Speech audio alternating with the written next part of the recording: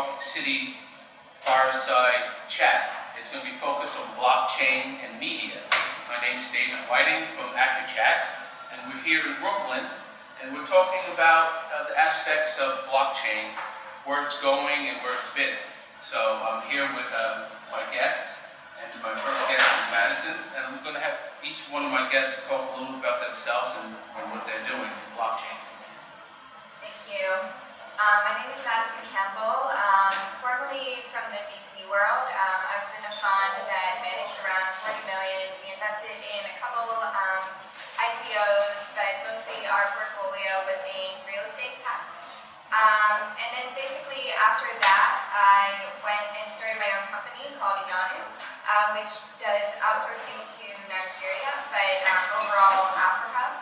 It's essentially trying to build up jobs in Africa and increase African development and decrease the unemployment there. Essentially, it came out of a lot of discussions we had with not only our portfolio members that were in blockchain, but also portfolio members that were out of blockchain with the rising technological charges and how much software engineers were expecting. So I hope to give some insight on both the technology side of things as well as the investment. Thank you. Thank you, Madison and David. My name is Sachin. I have started a couple of companies. Right now I'm currently working in the travel industry and blockchain, and we have built a settlement engine. I have a survival drive venture fund. I have a survival drive event for entrepreneurs. I also help entrepreneurs to get into their technology, understanding the baseline of technology and how it will impact the future.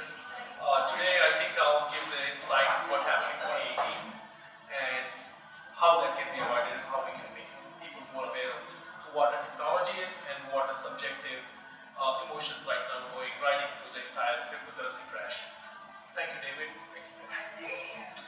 Thanks, guys. My name is Tatiana Moroz. I'm here as a singer-songwriter, but also an entrepreneur in the crypto space. I came in as an activist, very interested in 2012 to use Bitcoin to help bring better opportunities to people around the world. And since then, I've created the world's first artist cryptocurrency, Tatiana Coin, in 2014 using Counterparty. And I have a company called Crypto Media Hub. We do PR and marketing for the crypto space. I also have a podcast called The Tatiana Show, and a few other things in development, including a music platform. And to speak to some of the more creative aspects of the collision between art and technology, and happy to weigh in on the ups and downs of the crypto world as well. Hi, my name is Monica Profit. I am the CEO and founder of Rise Housing. We are securitizing real estate. This is my fifth company, and my last one was actually in the arts and culture space, pre-blockchain. So I sort of made a big pivot from real estate investment personally and the creation of arts and culture, artist surveying platforms as well. I had an artist residency program in New Mexico based in some of my real estate holdings, as well as an exhibitions program that was global, taking emerging artists to worldwide art fairs that they couldn't get into. So before blockchain really came into the art space, I decided to pivot from that, sell that company, and diversify straight into more real estate specific technology. So that's the beginning of Rise Housing. I'm also the author of Blockchain 101, a simple guide so that my family can finally know what I do. Because my cousins kept asking me, what is this blockchain thing? And I thought we need really simple ways to help people understand the new internet of value. And so I wanted to bridge that gap. My mother recently read the book and finally now knows what I spend my time doing. So thank you. That's great. Thank you very much to all of you. So what we're doing right now, we're going to talk about 2018. It's been a crazy year in crypto and blockchain. A lot of things have been going on. The beginning of the year started off really hot. A lot of ICOs were coming out, and they were making a lot of money, continuing from 2017, that pace.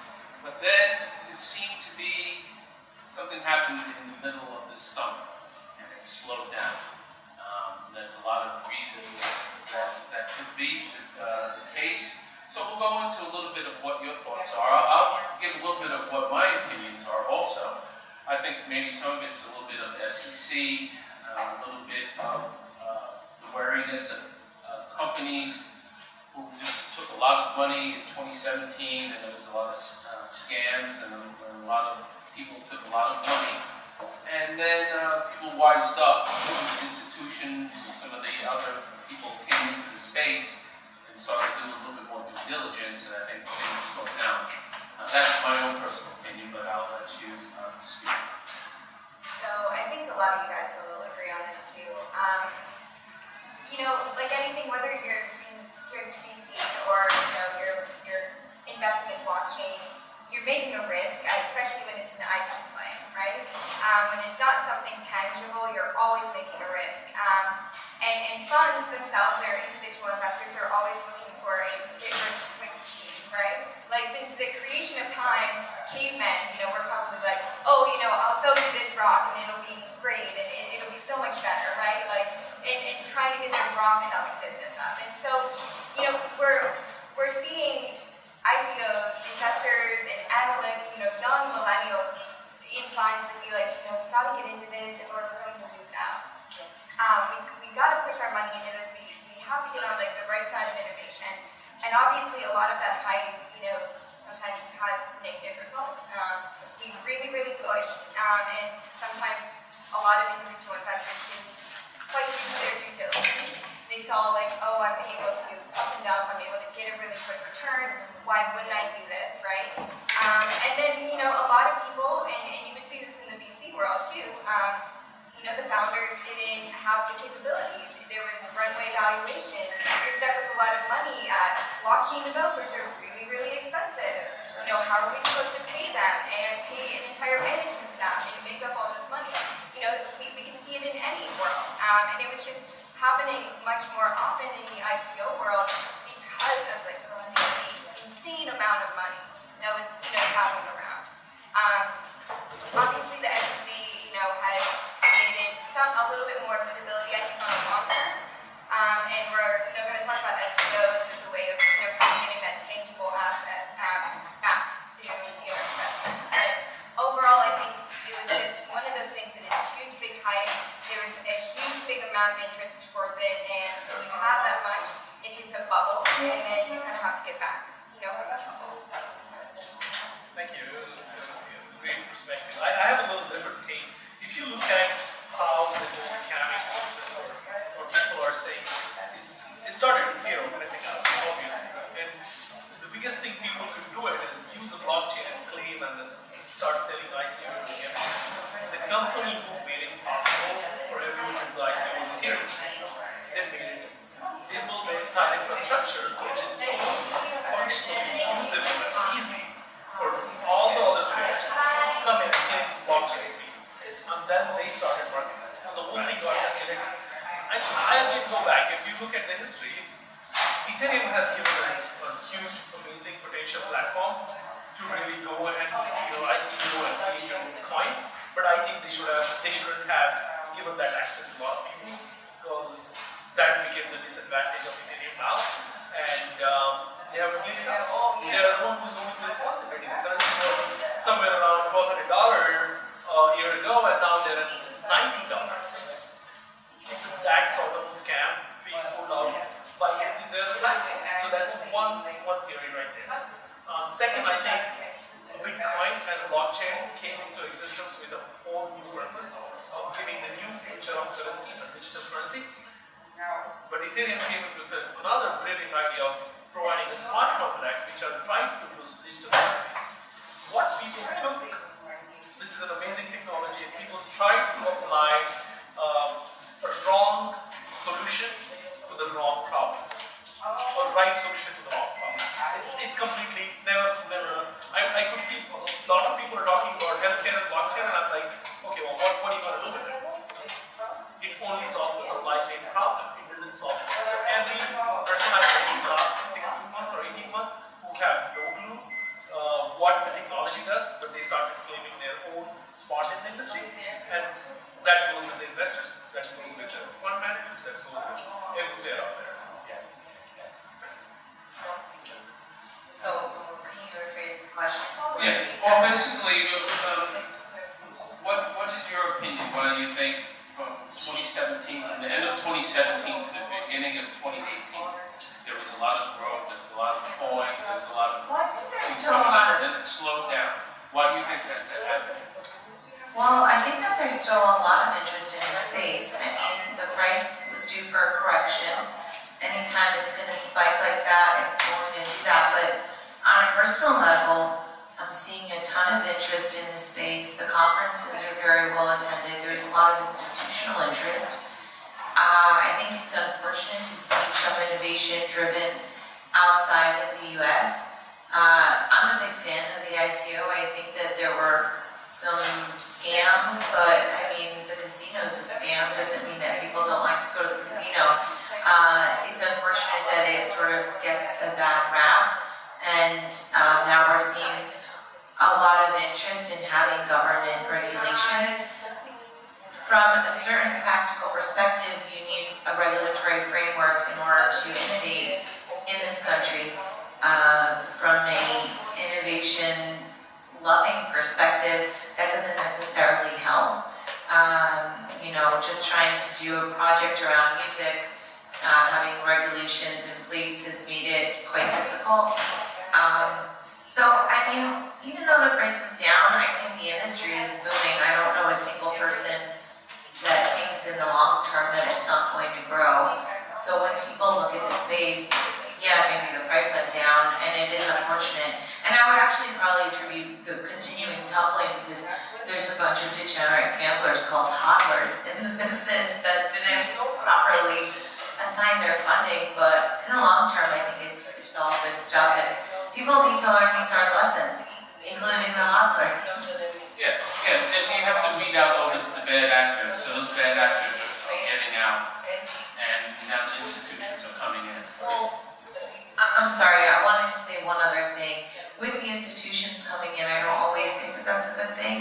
I think a lot of times what I found frustrating as an old school crypto person is a lot of people that are very good in their fields that come into crypto for 3 to 6 months, and just because they were hot shots in their field, they think that now, because they read a couple paragraphs about blockchain, they know everything, and that's really detrimental. It kind of kills the vibe a little bit for the innovators as well. So, mixed bag. I agree 100%. I'm not saying I'm a huge fan of the ICO as just a blanket statement. I understand, you know, as you were saying, there's a lot of scams out there, and there was so much sort of it's not well-intended action. Not even, you know, there was bad action, or like they didn't even mean to be doing good action. They weren't even out to own the company. I can think of specific human beings off the top of my head that now are holding, you know, tens of millions of dollars. They have no idea how to build the company that they said they were going to build. And there are a lot of people in South Korea specifically that are just like, whoops, we bought a token for a thing, I don't know what's gonna, you know, and that's a scam. That's definitely not well-intended action in the market. And there should be consequences to that to some degree, but also there's a funny balance there, because with too much preemptive engagement from a regulatory standpoint, you can end up squashing innovation. So it is tough. At the same time, I think that we all have a chance now to really drive more conversation around what regulations should be, what the right protections for individual investors should look like. I mean, we look at the environment in which a lot of the protections that we currently have in the United States came out of, you know, the wake of the Great Depression, and for really good reason. That was happening at the same time as the New Deal. There was infrastructure trying to get people back to work. We had a huge shaking of our economy, all the way down to the individual investor, and we found that if you can't tolerate risk, our economy actually needs you a lot more than you want to admit it. So if there's going to be risk to be taken, it has to be by someone who's not going to literally be pulling their belt buckle tighter. And that was a really, I mean, it's a hard time in our country. At the end of our life to remember it, but let's not forget where this came from. So now that we have the chance to be determining a new internet of value in these new economies, both micro and macro economies, I think it's time we take a chance, take the opportunity to take what was the best of that protectivism and the intention behind that, and just rework it so that we can get the best out of it but leave the rest behind. There are a lot of opportunities for individual investors, but I love the ICO for that opportunity. And it is unfortunate that as an innovator we have to go overseas to raise money. That is not the American way that I think was happening. And these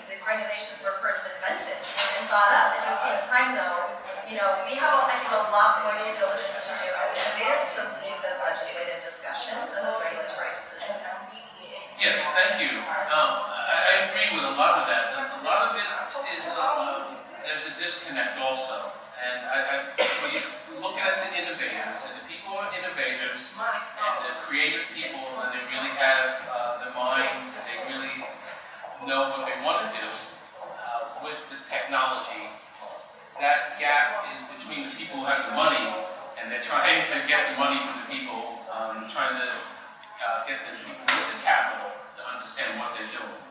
Now, they did come up with the mechanism, like they talk about Ethereum and the coins, and that mechanism was there, and that's great.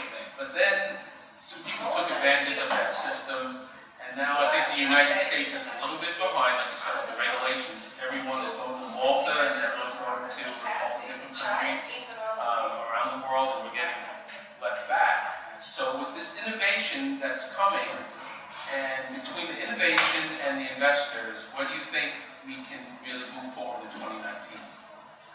I mean, I think it's important to go back and look at companies, just like a random example, Theranos, right? Look at Theranos, okay? Theranos, I don't really think they made any harm, like they were trying to make it happen. They got tons of money, they got tons of potential contracts, and there was a lot of shoddy business practices going on, but essentially they didn't have the innovation behind it. They had this incredible runway valuation, right?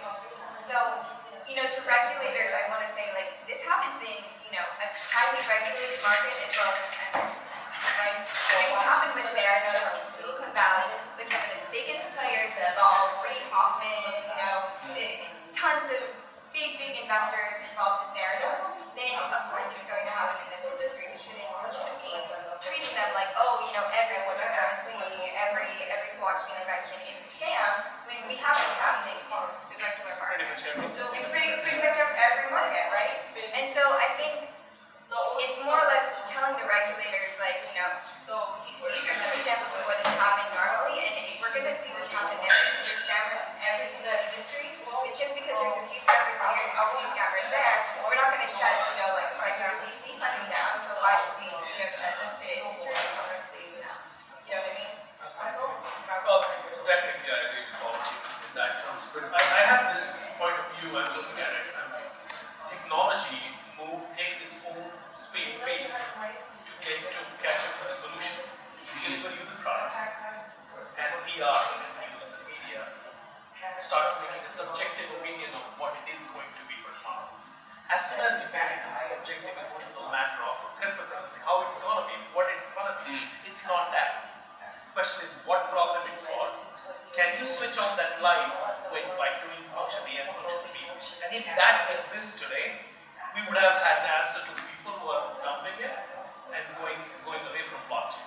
So I think there is objective growth and also the education in the community required, and 2019 is going to bring that to the table. Because if blockchain was as a real thing, it would have gone 10 years ago. If it was a technology, it would have gone 10 years ago. If it was nothing, then no one would be talking about it. It is going to stay here. It's going to grow from this point, but it's going to grow very objectively. And people will respond to the objective functions and products to deliver. Right now, it's very subjective. Somebody bought coin at $1, somebody threw an ICO out there. I personally believe ICO doesn't solve any problems. It's only a piggy bank to solve the problem. So ICO is not solving the problem. Cryptocurrency is not you solving the problem. Currency is a function to solve that problem. So people need to start taking more objectively. Can we ask the question again? I thought we were. Oh, yeah. So, now we're talking about the next step. Now we were talking about regulations and moving overseas, the investors moving overseas. And now we're thinking, what's going to be next in 2019. Now we know that there's very legitimate ICOs that are out there, but we also know that there's regulations out there. We know that 2019 is going to bring something that's different because cryptocurrency is changing so fast. So we're talking about a little bit what you think now the future. Well, for the future, what I'd like to see is a better understanding of our past and what made people get into Bitcoin in the first place. I see a lot of people coming into the space, and I wonder if they even understood what happened in the 2008 financial crisis. I hear a lot about regulation, and then I think about regulation that helped cause various crises. And I hear about we need to protect consumers, but then I remember, well, you know, we've got HSBC laundering tons and tons of money and getting a slap on the wrist. So when we're asking for regulation, this is the same institution that doesn't mete out justice equally. It's also an institution that is inherently violent. Large governments, because of the Federal Reserve, are able to wage much larger wars because they're not accountable to the people. So we can all talk about blockchain and all the efficiencies that it's going to bring in, but what I'd like to see is people maybe studying a little bit more about economics and getting a little bit more familiar with what may make these projects more sustainable in the long run, and also paying attention to what are the things that went right and wrong along the way. And, you know, I mean, I didn't get into blockchain in order to help the banking system become a more efficient beast. I came in because I wanted to have people in Africa be able to have the same access to financial services as I do. And so I think it's a little bit, you know, we're all moving forward on a business sense, but I think that there's a little bit of an ideological resurgence that I'd like to see. I'd like to see a lot less partisanship. I think there's a lot of labels coming into crypto, and, you know, I respect people's differences, but crypto is supposed to be about equality, period, you know? So I'd like to see more of those values in the future as we grow. I think in terms of the future, we've talked about how the market is going to, you know, be shifting and whatnot, but I think there are some multiple micro markets, you know, as you were saying, you got into blockchain and crypto to bring financial services to the underserved and emerging markets. And we're talking, when you talk about specifically in Africa, you know, what's so incredible about some of these emerging economies, especially in Africa, are that they're jumping ones. You know, they didn't go and get landlines for phones and then get the cell phone upgrade. They went straight from no phone to cell phone, right? And so when we see that there's like from unbanked to crypto banked, that's the same leap. So I think that we're not necessarily, I don't think that the US is really the benchmark for progress in terms of consumption of these very new innovative technologies, mostly because we're not reliant on it. Yes, I hear you in your criticisms of the Federal Reserve and of the current banking system, but what we do need to say find greater stability in a cryptocurrency. We don't live in that specific microeconomy right now in the same way that state Zimbabwe does. And so when we see greater volatility in fiat markets, driving people into, you know, what we might consider more risky markets or risky currencies, I'm kind of excited to see what emerging markets are going to do to sway the entire conversation away from the US-dominated one. Actually, no, sorry. Okay, so I started Yonu, right? Essentially because when I was in the VC world, I realized that a lot of people had technological problems, right? Getting an engineer in blockchain who actually understands it, you're looking at anywhere from like $150 an hour to $325 an hour, I mean, or more, right? Depends on the person, right? So in Nigeria. So I do most of my work in Nigeria, in Cote d'Ivoire, we're going into Tanzania and things like that. Nigeria recently, the Bank of Nigeria is trying to integrate blockchain, right? But what's really interesting is, you know, you talk about the political problems. So while cryptocurrency is going to be really, really great in the developing world, and it can basically ship this, and it will make merchants a lot better, right? So right now, I can't pay people in PayPal. PayPal is blocked in Nigeria. You cannot do that, right? It's because Nigeria has this background of being a scam. Like, you know, so many scammers, why would we trust them? PayPal's not allowed there, and then you have to go through, you know, Western Union, things like that. Like how, you know, archaic is that, right? Where blockchain can basically fix all of that. You know, we end up spending 10 times more money just doing the conversion to try to get it in their bank. But one of the things that we're having in terms of problems is just, you know, fighting back with the government, right? The Nigerian government is still very corrupt. A lot of African governments are very corrupt. Like, I could see it really changing, like, Zambia.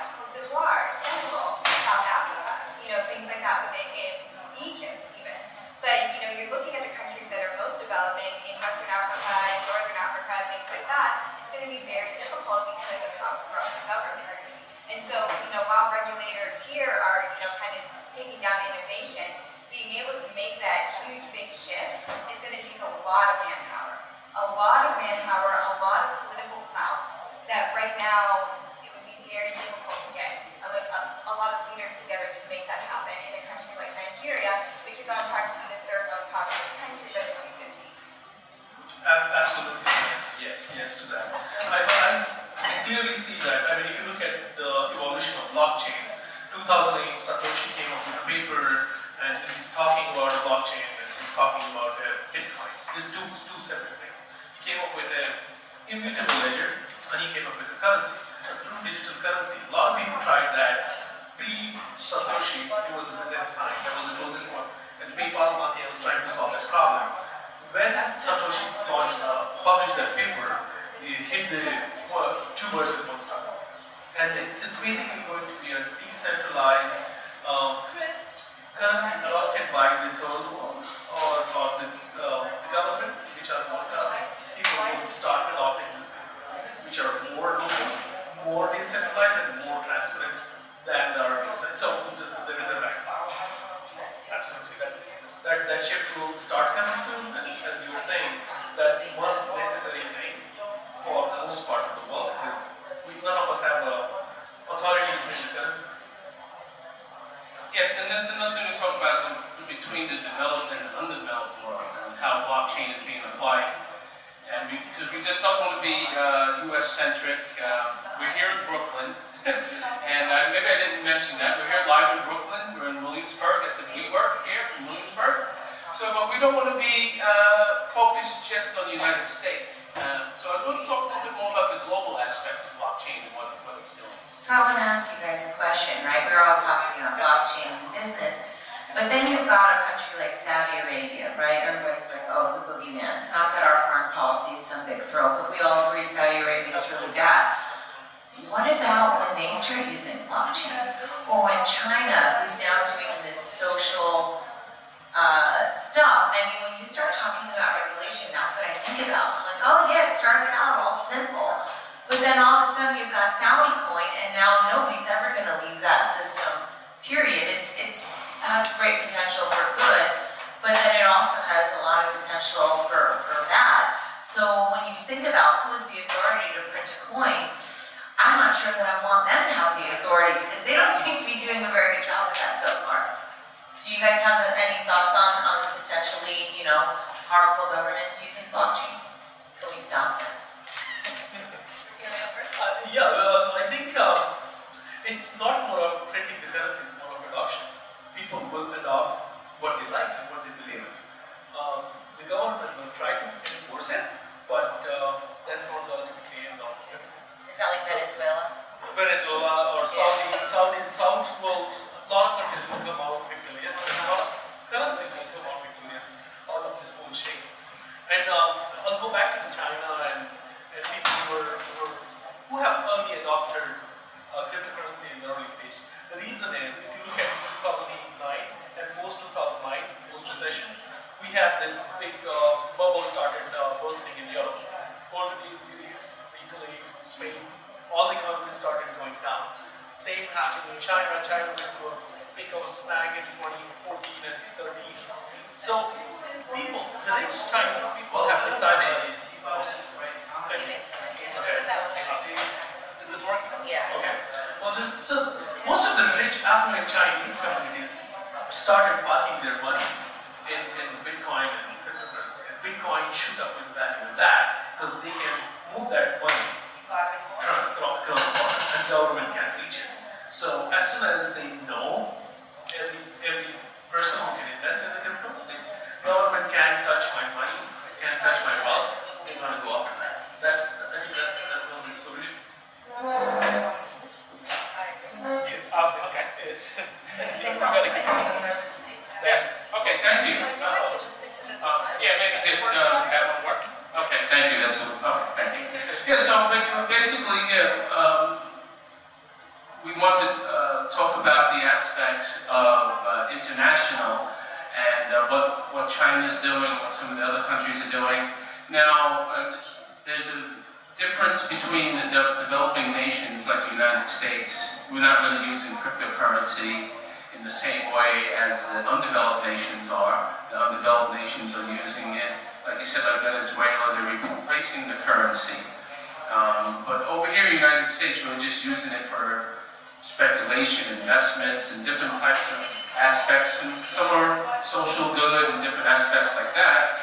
But what do you think with 2019 coming up and with the aspect, I'll go back to Monica, what do you think about the developing countries and what they're going to do with cryptocurrency as compared to the United States? I think that we're pretty much in agreement that the adoption rate there is much higher for multiple market reasons, and in 2019 we're going to see a lot more actual applications and use cases coming out of blockchain itself and crypto coming with that. In terms of the speculative market, I'm really not that interested. This idea that crypto's in a free fall does not interest me. Yes, I bought. Yes, some of my investments have gone down, some have gone up. I didn't get involved in crypto to become some new speculator, and I never was a candlestick watcher, so I knew better than to try my hand at day trading. I know better than to try my hand at day trading in Apple and Amazon too.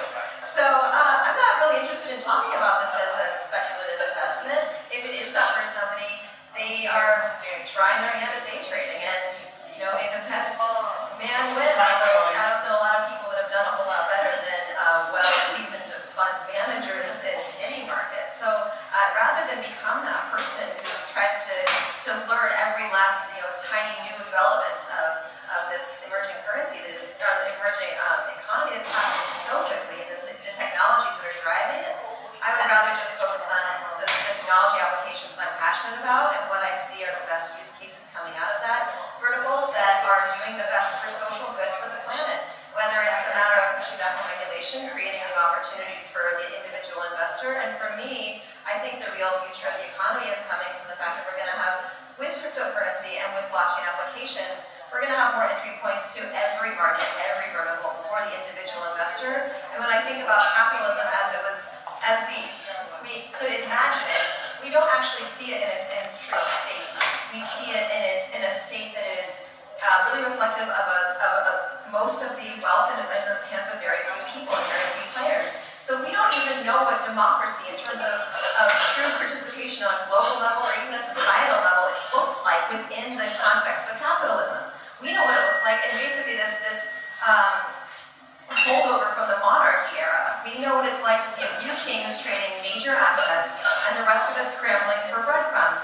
And as long as we keep the working class feeling, it's never from the middle class, and the middle class looking down at the working class, and it looks like everybody who's actually in the breadcrumb department is never going to look up and realize we'll never have a castle. And that is something that you can get upset about on an ethical or moral standpoint, but I put my activism hat away a while ago because I don't want to hold a sign up that someone already knows and expects me to hold while everyone's doing it. Yes, I'll add my body to the swell of people in a march. That is still important. I'm just a human being. But I think I can leverage a use case to help for greater entry points to a global marketplace that's truly going to see capitalism hopefully turned and used for more voices to be stewarding our assets and to be benefiting from the profits of them. I have a question for Pam. How many of you believe that Bitcoin could go to zero, or Ethereum, all the cryptocurrencies can go to zero? They will start. No, Bitcoin has value as worth to people, so it's not going to go to zero. But looking, what we were just talking about a little bit now, the schism between people who are looking at this for technology and people who are looking at it for the benefit of finance. I think one of the reasons why Bitcoin went down during this year was because the futures, the futures were allowed to come in on the Bitcoin futures. And once the Bitcoin futures and the speculators came in, that affected the price of Bitcoin and the speculation came in. But I really believe that, looking at Bitcoin and looking that it won't go down to zero because even all the speculators are trying to drive it down, but they won't be able to because there's value there and there's the technology behind the coins. You had something? Okay. So, I think we can look at the rise of Bitcoin and the fall of Bitcoin with media, right? So, I remember last year, one of the analysts that worked at the fund was all day on YouTube with this speculator called, it was like Bitcoin Tom or something like that. It was like Bitcoin Jerry is, telling you the future of what you invest in. And he'd be like, oh, we have to do this. This is where we have to put our stuff. And I would see things rise and fall, with the media, and when everyone got left. Yes, whenever he left his job and was focusing on Litecoin, how that raised it. And so, Bitcoin, in my opinion, can't drop to zero because the media has already been trying to tarnish it, right? So if it wanted to drop to zero, it would have dropped to zero. And for it to rise too, it's going to be very heavily not only in the technology, not only in kind of doing our due diligence internally, but also on the media, seeing the benefits and convincing them of the benefits. Because this currency is it shifts with, what is what is currently trending on Twitter, or, this person left a job and now he's going to really focus on the, technology behind Litecoin or something like that. So, it's a combination of looking at the media, trying to determine how we can produce the right media and stopping, speculators, right? Or Bitcoin Tom who's saying don't invest here, do this, or a guy at JP Morgan who's oh, I know better, you should be investing here. It's just a bunch of competition in the market. It's a bunch of competing people saying that I know how to best, invest money. No one really knows. There's so much speculation. So true. So I have some economist friends, and I wish I could quote this accurately, but they've posited that no currency has ever gone down to zero, because even if it's not issued by its own country anymore, it remains something that you can use as like a memento or whatever. But when I think about Bitcoin going to zero, Bruce Fenton, I think, did a talk, and he said to everybody, if Bitcoin goes down, how many of you are going to hold it? And they were there was basically a sea full of people that said no matter what, they were going down with the ship. And that was the point, that Bitcoin will never go down because we have such people that believe in it. And just like with any currency, one day people may not believe in the US dollar, and it's all just a matter of faith. So I think that people will continue to believe in Bitcoin. Maybe Ethereum won't survive, maybe other ones won't. I feel good about Bitcoin specifically, but I think that we're dealing with something much bigger than just Bitcoin, Ethereum, or any single coin in the long term. The value is us even thinking what is money in the first place. People never even thought about that. And now people are looking in terms of things in almost an advanced barter. So it's definitely an evolution of thought. Yeah, I completely agree. It's not going to zero. Well, I think we all agree on that particular part. There's the full intentions of government, media, and people who are anti-blockchain community. They want it to go to zero. I mean, it's spread of something. It's spread of currency, right? So there's 7 million people, 100 million adopted. It's just very little spread right now. As it starts growing, people will go say, I'm going down with shit. That's how it's going. Thank you for that. I believe it's here to stay. That's for sure. We all know that.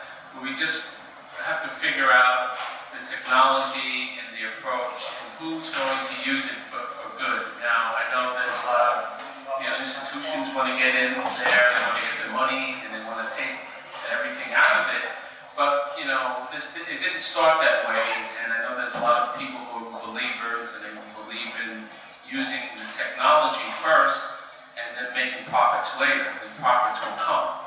So that was a very interesting chat. I think that's pretty good outlook for the status of Bitcoin and the status of what we're doing with ICOs. Maybe we can just finish off, because we didn't talk about STOs. So we'll just finish off from this point, then we'll go on to the next segment. What about STOs? Because ICOs were out there, they were looking at the SEC, was looking at ICOs, they weren't regulated, and you had to make sure that you're reporting, it's just like any raise, just like any regulation D, any private placement, just any other type of raise. The SEC wants you to do the same thing, just to have the proper reporting to them, and then you can do your ICO. There's some regulations that have to go into that, a little bit more than that, but that's kind of like the basics. So now from that evolution from the ICO, we got to the securitized token offering, the STO. So that made the institutions and the broker-dealers and made the fund administrators, the VCs, a little bit more comfortable with doing due diligence. So the STO is here. And what do you think about the STO? And what do you think it has, what's its place? And what do you think the future of it is? So I think STOs, while they represent something tangible, which to an investor feels a lot better, it's not really great for innovation, which I'm sure you guys would agree with. When you put process onto anybody who's a visionary, that's usually bad. When you overwhelm, if you were to overwhelm Elon Musk with process over and over, he probably would not be trying to get to Mars, And I should see STOs as, the new hype, right? I think ICOs are going to be something that carries us through because innovation forward is something that is something that we drive technology with. And the technology in ICOs and believing in a specific entrepreneur and what they're doing, even though the technology may come 5 years later, 10 years down the line, believing in that value is something way more important. And the STOs is first off, there's not really many people other than just talking about it. It's a new thing to talk about, but not really creating plans to do it. There was a scooter company, right, that are trying to raise 125. Did they raise it? Was it 125 million or something like that? Yeah, a scooter company. Yeah. Yeah, and I keep up with the use cases of people talking about STOs, and it just doesn't seem like the same type of innovating that we were doing when we were talking about ICOs, or STOs versus ICOs. Well, I see it's just an instrument or vehicle to get from point A to point B. STOs, fine. You want to call it STOs instead of ICOs, fine. You want to regulate, it's fine. The risks will remain the same. So anyone who is investing in whether STO or ICO or heavily backed and approved by SEC, SEC has no knowledge of how business gives them profit. SEC is in business to protect their investors. They're going to say, okay, this is the way someone should offer their tokens, coins, and anyone who is buying them, they have to do their own due diligence. So it's just a simple instrument and vehicle. Instead of shares, you get an STO, something else, you get this, liquidity, you get that. But it doesn't have any real value in the process. I feel like every 3 to 6 months there's a new name for the ICO and then they try and repackage it. I just don't care. I feel like it's going to change. People are going to do whatever they want. If people end up being too restricted here, they're going to go to other countries. When I hear about regulation getting involved, I just hear about walls being put up for the small guy, and I just don't understand why the small guy can give thousands of dollars to the lotto, can give over tens of thousands of dollars in Vegas, but when there's a business opportunity, all of a sudden they need all these protections. And I'm under the impression that I don't need a babysitter, and it's unfortunate when people lose money, but nobody showed up at their house and said, you better give me this money or else. They made that decision, grow up, sucks you lost your money, make a better investment next time, and I think that that's a better way to teach people in the first place. It's a hard lesson, but tough luck. Because you're going to lose a lot of other opportunities, because then you're going to get into nanny state, and then you're not going to have any other options. And also, incidentally, the industry itself can respond more quickly to some of the pressures. It's not a good look for the industry when people get ripped off. So we have an impetus an incentive to mitigate those problems internally. I think that we would do a better job. I agree with you. I think this whole STO repackaging, I understand there is somewhat of a true difference in ICO as it was envisioned even 10 months ago, and what an STO is now regulated to be. I get that, but I also just don't care. I really don't. At this point, you have a conversation with a retail investor. You want to use ICO, you go overseas. You have to talk to them. You have to translate all of your stuff into their language, and you have to hope that they give you their money. If you you want to talk to a VC, you have to speak their language, you got to show them your cap table, you have to make them feel pretty, and you have to date them and show a little shoulder without seeming eager, like you're actually just asking for money. You have an idea and you're asking for money. Whatever conversation you want to throw a coin into that STO, fine. You think that you can speak that language? It's like you're going to speak Russian and French at the same time. Like, fine, feel free, but you're just asking for money. However you think that's going to work for you, go for it. I hope you have a great idea and you stop scamming people because it makes the rest of us look so bad. It's always just the basics. Yeah. Strong team and good plan, and good technology. Doesn't matter what you call it. I understand.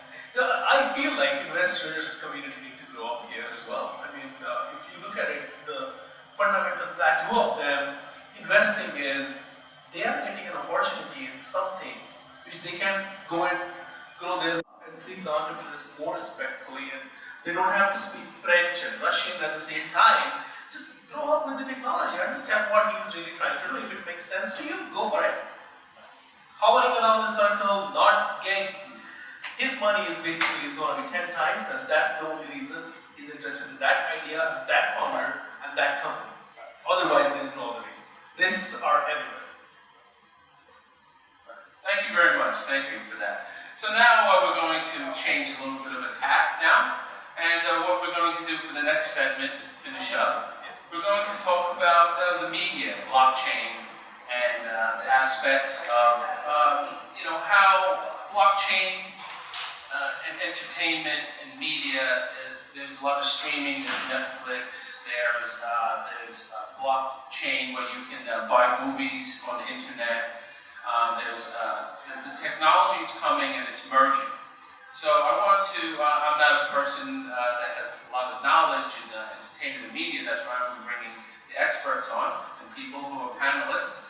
But I think a lot of people out there want to know and want to really, because people are looking at entertainment all the time, and people are watching streaming all the time, and people think that Netflix is the be-all and end-all, and that there's nothing else out there. But I've been hearing that there's blockchain is affecting everything, including streaming and media. So I wanted to get some of your opinions on that. So I'm going to start with not Netflix, but a different type of media, journalism, right? So everyone is, kept up with the Kasagi.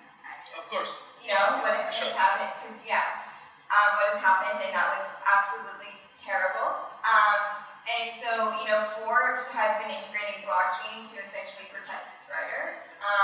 And I think that we're going to see that happen more often, especially with they're going to be, blockchain is anonymous, so essentially if you're a hard cutting reporter, you're revealing something about like the Saudi royal family and you don't want to be tracked back in any sort of way, it could, essentially protect the writer. And I think that that's going to really be a conversation that we're going to be having, especially after what has happened in the past month with Saudi Arabia. Because of, protection for writers going down. And we really need to, create anonymity and create a place that people can feel free to share what they want to share and not be tracked back and hopefully not be, murdered for their opinions. That's where I see blockchain actually really hitting the media hard. It's just protection, and I'm sure that you'll go into protection for artists just in general, right, in terms of royalties, because that's a really great way as well. But, I see it as a really good way of protection for writers who have something very, very important to say that, could essentially go back on them very negatively. Very interesting point you raised here. I think anonymity would be one of the factors. I have a small take on media and arts, and I think the production companies doesn't do the justice to the best-selling media and content out there, and that will change with blockchain. So let's say you produce a TV show, or you produce a podcast or something, you don't have a data how many people actually listen to it in real life. Those numbers can be easily manipulated, and all your royalties or all your money is based on when this content was generated and how many times it's been seen.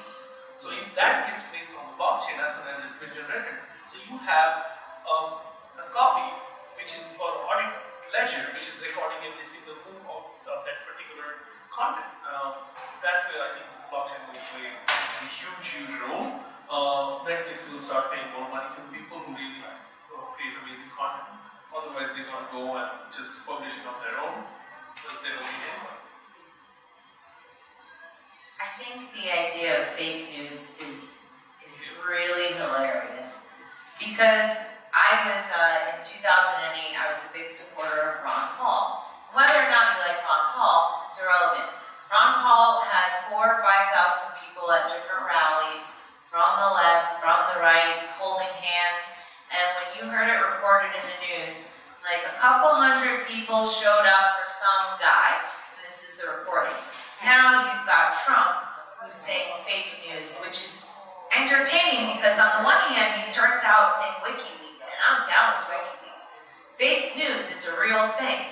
But now it's almost become something that the state is using to label questioning of the state. So the line between propaganda and then the propaganda of different activist groups that are sort of, motivated. I mean, Antifa has their own line of things and they're kind of acting kind of fascist. You've got some people on the right and they're a little bit out of whack. So what constitutes fake news is sort of an interesting time. And when you have people able to post anonymously, that's great. But then how do you know what their qualifications are, what their motivations are? When you think about the deep web, people talk about all the bad things that go on the deep web. But what also happens on the deep web is you have a lot of political dissidents. And they're known as terrorists and bad people, but are they? It depends on, the viewpoint. So blockchain interacting there is really, really interesting. And I've taken a lot of my music over the time to actually talk about that. So I have a song called Make a YouTube Video that I made because people would argue, and now you've got YouTube, and now you can make a YouTube video and prove your point, and I think that that's really exciting. And when you talk about like television programming, music programming, they're not kidding. It is a program, right?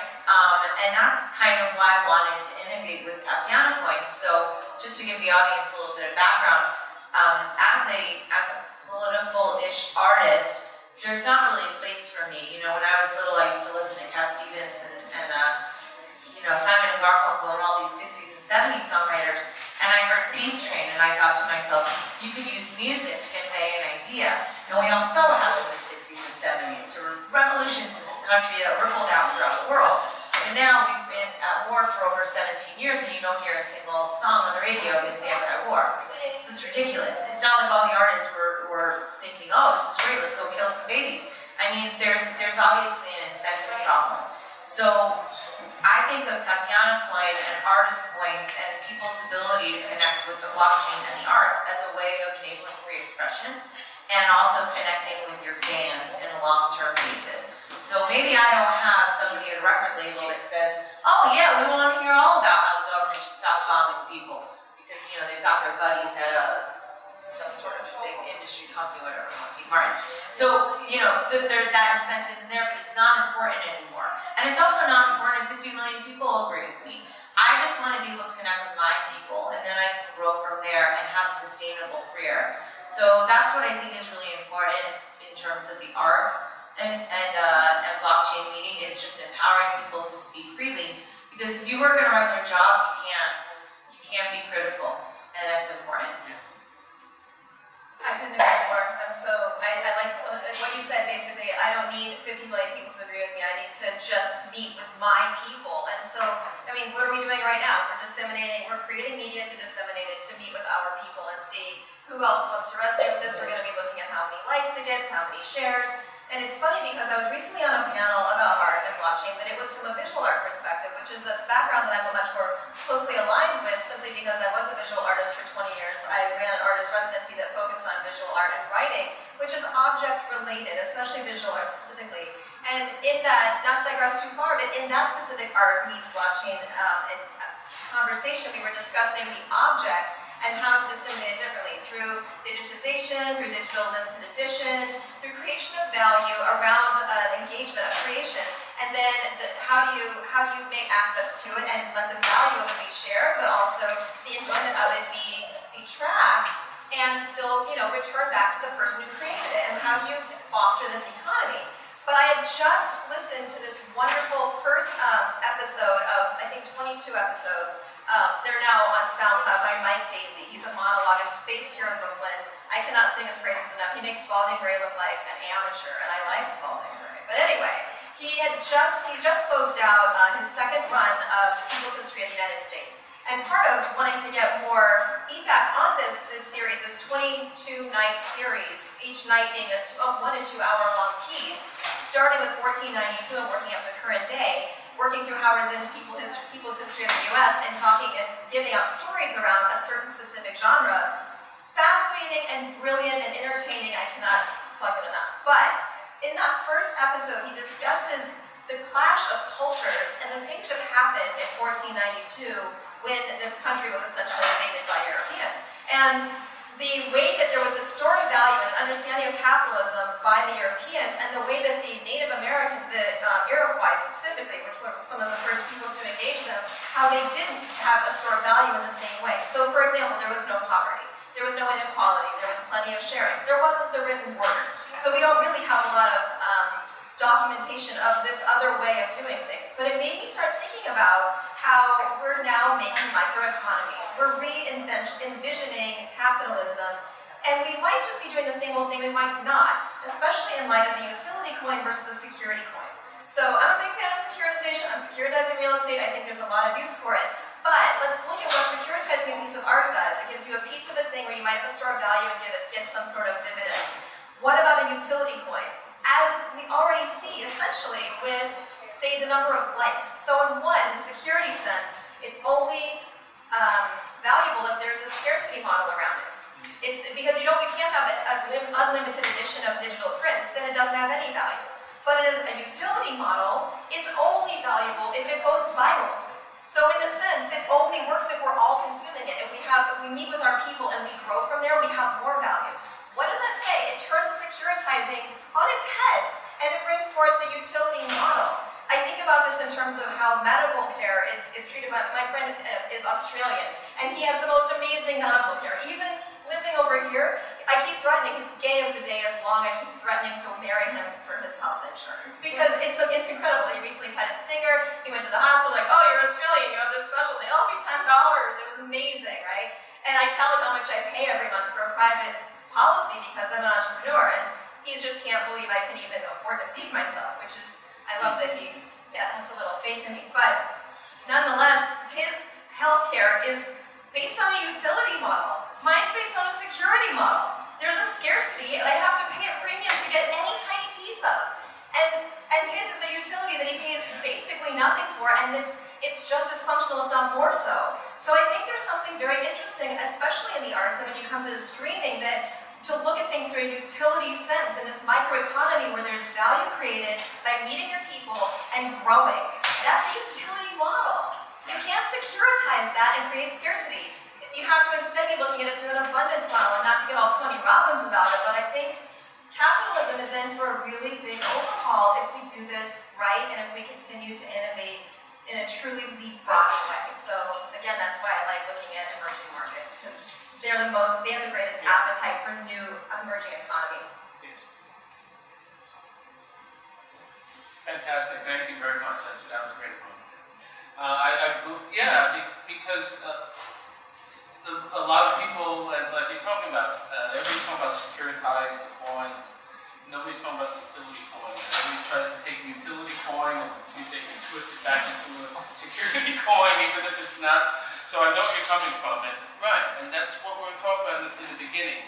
About talking about what is the value, because it's not just money. It's not just financial. There's technology and there's usefulness in blockchain, and that is not tangible, and you just can't count it in coins. You just don't want to have everything as a coin. There's usefulness to that, but not in every sense.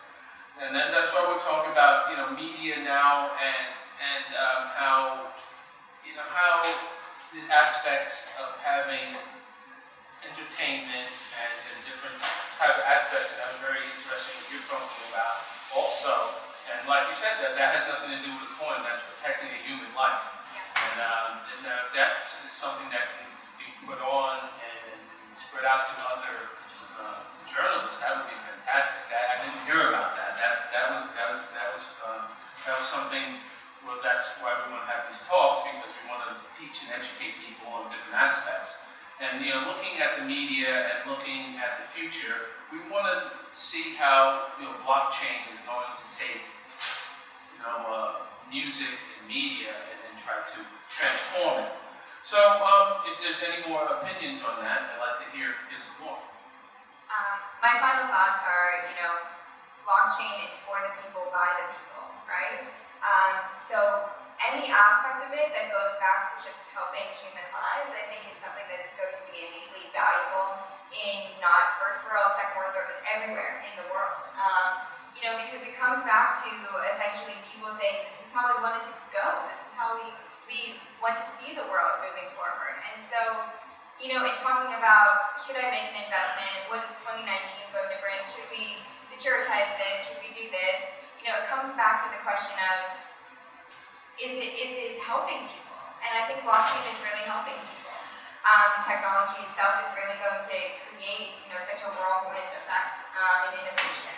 And so, a lot of VCs already, fund managers, they invest with their heart. They invest in something they're passionate about. Yes, it's based on the team, maybe, quick pump and dump. They're trying to get it to, be acquired and things like that. But it comes back to start investing with your heart. Know that you can, trust this team. You know that they're doing something for the betterment of the greater good, and that will be what drives Bitcoin and blockchain itself. It's because innately, at the end of the day, it is, like I said, for the people, by the people. We're determining how the economy will work. Absolutely, final thoughts: for the people, by the people, governed by code. That's what I would say. Yeah. Thanks. What's the question? Well, just to finish up your opinion. My final thoughts, I'm excited to see what's going to end up happening with the crypto space. I encourage everything to be voluntary, and may the best coin win.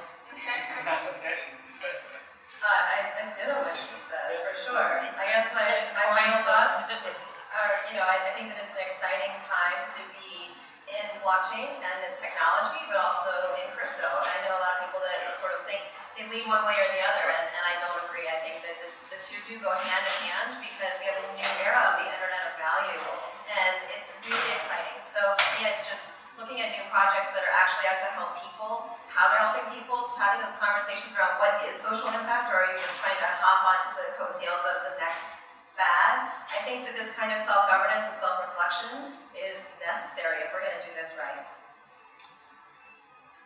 I might start Jamal Khashoggi coin. Yeah. Better be. Yeah. Yeah. Most likely. It's trying to. Yeah. That was something where we just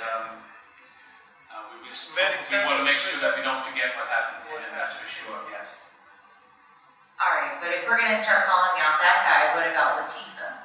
You know what I mean? Everybody, for example, in Dubai, the Prime Minister, what do you call it, the head guy of Dubai, he apparently murdered his daughter, Free Latifah, if people could look it up. I mean, it gets a little bit crazy, because this is actually a much larger problem than just that one reporter. I mean, look, the US is trying to get free speech, the only country in the world that has free speech codified. The US is trying to get Assange back, and then what are we going to do with him? Put the head on the spike. So, I don't know. We got bigger problems than just Khashoggi.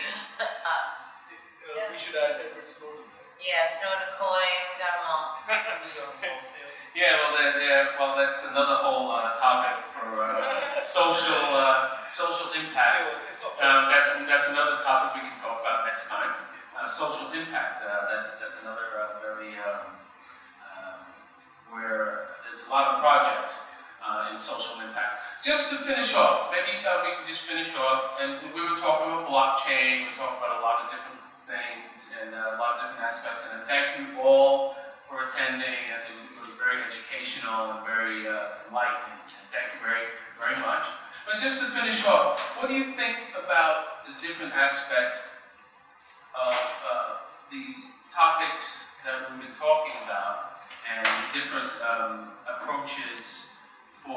future of blockchain.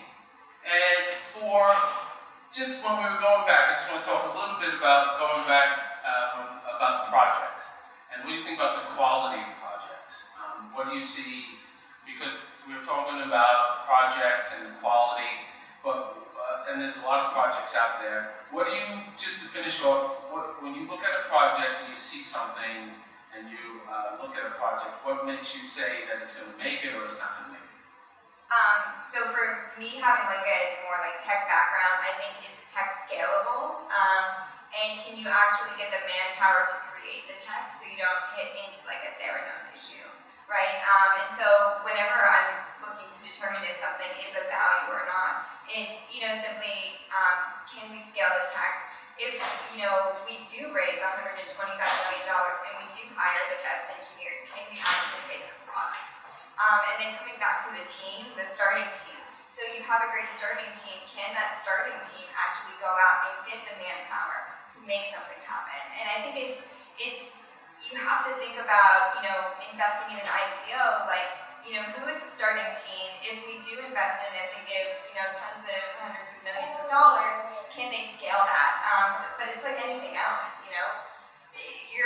even small investments of like 50K on Shark Tank, they're looking like, how can we scale this, and those people are facing the same issues that people are facing when they raise $125 million, and technology is hard. Finding good engineers is really, really hard. And people that really understand the space are very, very limited. So, as we improve education, I feel like a lot of these scaling issues will diminish a little bit because, more engineers will be inclined to be doing this so we can actually scale the right projects. I guess you can finish up with what you're doing now. Yeah. Everyone can finish up with what they're doing right now. Yeah, so I personally saw a lot of entrepreneurs not fail, but get stuck in this regard of scaling in terms of how engineers are just incredibly expensive. And a lot of people, they get out of college and then, they expect like 115K starting salary, plus equity, plus this, plus that, as a front-end dev or back-end dev, full stack. Full stack is like, 150, don't even talk to me, if it's less than that. And so basically the work I started doing with Ianu is to go to Nigeria, who has amazing talent and amazing people who have not gotten the opportunity to join the global market and give them essentially that opportunity to join the global market and to be a part of what's going on in blockchain engineering. And because they're going to be more affordable, they might actually have the ability to change the market to allow more people to go in because they can scale up faster due to the cost. And not only in blockchain, but in different other industries, because definitely startups face that problem of scaling up and getting really, really good talent to actually make their valuation worth it. Oh boy, so many projects, right? I see so many of them. I think we have to change the mentality of rewarding success as high as it looks like and punishing the failure. My personal thought, I would bet on jockeys, not horses. More than idea, you need a solid team to put it through. Scalability, whether it's anything else, bad PR, something went wrong, tech issues, you need a good team who knows how to pivot, experienced people who know what are the results of their actions. Those are the projects they want to sustain, they'll go through it. It's not you raise 100 million, do you really need 100 million to do what? My first question, somebody saying, this company is going to be worth 100 million. I'm like, why it has to be worth 100 million? It can be just simple lifestyle business. It can be something like this. So projects will take off based on the founders and the job. We build the world's fastest settlement engine for the payment transactions. It's scalable, and we are implementing right now in travel industry. Let's say 4 of us, 5 of us, everybody in the audience, we have a smart contract, and party A, B, C, D supposed to receive the payment upon the transaction at a particular value and time. My company, with TravelX, Xenia, big scale to set up the process seamlessly and instantly. That's what we feel, and it's not non-existent right now anywhere else. That's great. Well, I'm excited to see where the tech is going to take us. But while that's going on, I mean, for me, I want to focus on telling the stories of the community. I've never thought I would end up in finance or technology, but I've certainly had a lot of inspiration in this space, especially musically, which is totally bizarre. But I mean, crypto is very rock and roll. It's a decentralized world, and for me, I think I just want to see people remembering why we got into this and not getting too carried away with the price or how rich we're going to be or our Lambos. And then on a personal level, if people want to connect with me, they can go to thetatianashow.com. They can follow my music at tatianamorose.com or check in with me at cryptomediahub.com and connect there. Yeah. Great, thanks. Yeah, I'm very excited for where the tech is going to take us, absolutely. I don't, as I said before, I don't really care that the crypto markets are depressed or correcting right now, and it doesn't bother me in the least. In fact, it's great to see it get healthier. It's sort of like a little wildfire comes through, and it's making the soil healthier for later. So I'm fine with that. I'm in it for the long haul. And as far as projects, I'm very interested in how we're determining what is social impact and what is helping all the people or even helping some of the people. Is it an opportunity or is it, just a price competition that you're winning? I mean, those conversations are good ones to be having, especially as we build more tech that's supposed to be and is of the people and by the people and about the people to reward the people. So yeah, I'm excited to see hopefully a global economy start to reflect a global citizenry. And to find out more about me, you can connect with me through my book, Blockchain 101. So I have blockchain101book.com. It just redirects to my site because my name is spelled so weird, Monica Profits, just you'll never guess. And risehousing.io is the other place you can connect with me. So on social or anything else, you can find me at Monica Profit. Again, good luck spelling that. So Blockchain 101 book's the easiest place. Thank you. Great. Thanks. Great, we'd like to thank you all for this great Fireside Chat. It's the first of many that we're going to be doing Fireside Chats here. We'll be doing some Fireside Chats in New York and Los Angeles. So we want to thank everyone here in Great Williamsburg. It was very welcoming here at WeWork. And we'll see you soon. Thank you very much.